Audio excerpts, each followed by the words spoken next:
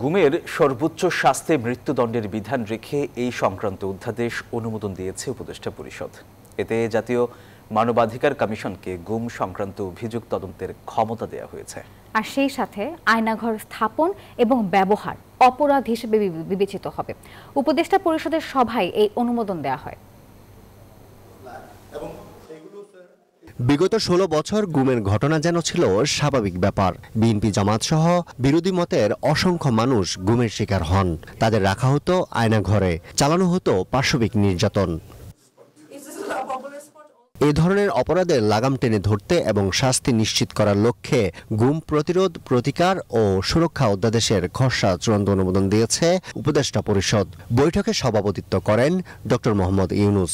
পরে আলাদা ব্রিফিংয়ে প্রেস সচিব জানান, এতে বিশেষ ট্রাইব্যুনালে ১২০ দিনের মধ্যে বিচার সম্পন্ন করার কথা বলা হয়েছে।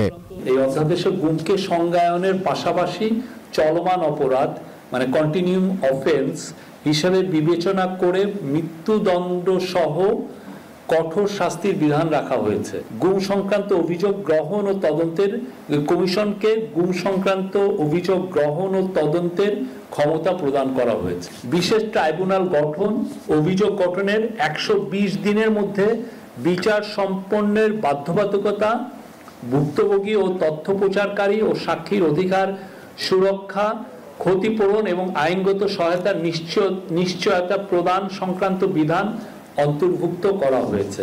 এসব মামলায় সাক্ষীদের নিরাপত্তা দেয়া এবং গুমের শিকার ভুক্তভোগী ও তাদের পরিবারকে সরকারের পক্ষ থেকে আর্থিক সহায়তা দেওয়ারও বিধান রয়েছে। এটা বাংলাদেশের একটা ঐতিহাসিক ল।